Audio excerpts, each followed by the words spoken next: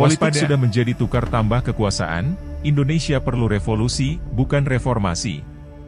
Ternyata banyak sekali netizen yang kepo dengan Bung Rocky Gerung.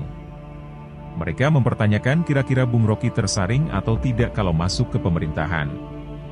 Bahkan, ada yang mengusulkan bahwa Bung Rocky tidak cukup hanya menjadi presiden akal sehat, tetapi kalau bisa, jadi presiden negara ini.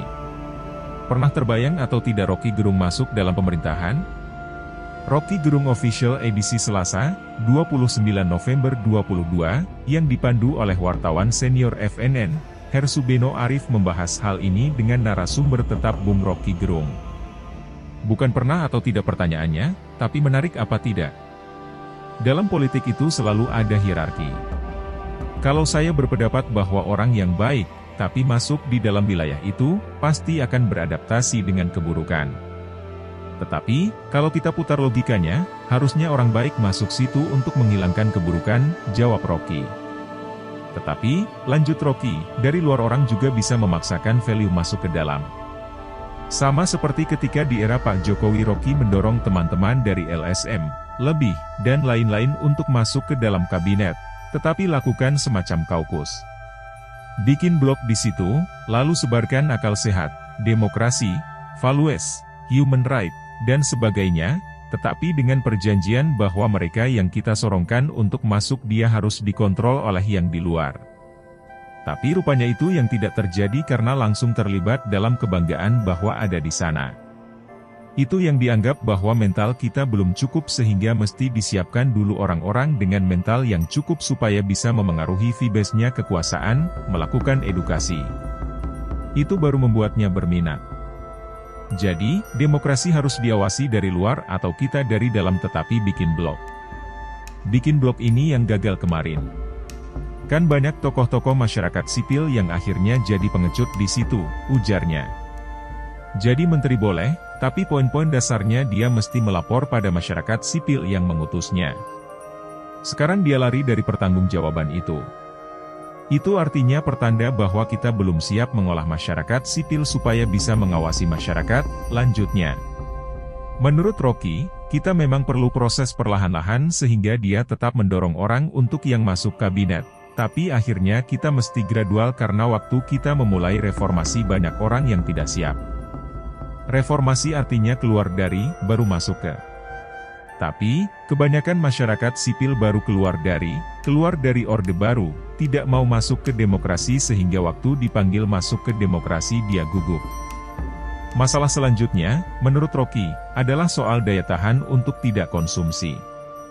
Karena masyarakat sipil yang kebanyakan anak LSM yang datang dari situasi ekonomi yang mungkin berkurang atau nggak bisa memanfaatkan kapasitasnya sehingga begitu masuk kekuasaan uangnya berlimpah, lalu dia silau. Jadi, kalau dia masuk kekuasaan uangnya jadi lebih banyak, itu pasti dia korupsi. Nggak mungkin orang bermain politik lalu dia kaya. Itu artinya dia korupsi, tegasnya. Saya berupaya untuk memanfaatkan momentum oposisi ini, untuk memperlihatkan bahwa harus ada kontras antara yang memerintah dan yang mengawasi. Kalau satu waktu kita dorong teman-teman berikutnya untuk masuk, mereka sudah tahu fungsinya bahwa jangan ikuti jejak senior-senior mereka sekarang yang pamer mobil doang dan otaknya standar saja, lanjutnya. Ketika ditanya apakah memang kekuasaan itu identik dengan kejahatan? Yaitu, kalau kita lihat ide dari kekuasaan, di awal umat manusia mulai melakukan aktivitas politik, selalu kekuasaan itu dimaksudkan untuk mendistribusikan keadilan, karena berbeda dengan binatang, ujar Rocky. Kehidupan sosial itu, sambung Rocky, harus diatasi dengan institusi yang namanya politik. Jadi politik adalah niat baik manusia untuk mengatur kehidupan supaya sama-sama bertumbuh. Tapi dalam perjalanan ada mental otoritarian, ada mental feodal. Sebetulnya mental-mental ini yang menghalangi bagian-bagian indah dari kekuasaan. Tetapi, tetap kekuasaan yang diperlukan. Kembali pada soal apa sebetulnya yang kita bayangkan pada kekuasaan, dulu di awal republik ini berdiri, tidak ada yang korupsi dan yang mewah-mewahan. Dia terpancing untuk meneliti untuk kepentingan sendiri, jenis mental orang Indonesia apa sebetulnya? Kalau sekarang kan politik menjijikkan. Akhirnya kita mesti anggap memang rendah peradaban politik kita masih rendah, baik yang sudah elit maupun yang mantan aktivis sama. Dalam realitasnya, bisa tidak kita melakukan hal yang ideal bahwa semangat membangun kekuasaan adalah mendistribusikan keadilan, kebaikan, kesejahteraan, seperti amanat dari konstitusi. Rocky menjawab, saya menganggap kalau kita belum benar-benar tiba di dasar, di titik nadir, kita enggak mungkin bermimpi ke titik-titik puncak. Jadi memang belum di dasar, karena krisis ekonomi belum maksimal, pembusukan politik belum maksimal. Sering saya katakan bahwa kerusuhan lebih bagus dan kehancuran lebih penting supaya kita belajar. Kalau sekarang tanggung, nanti ada reformasi jilid 2, mental-mental yang beginian carry over, terbawa masuk lagi ke reformasi jilid 2, karena pembusukan itu belum total. Jadi tetap decaing diperlukan.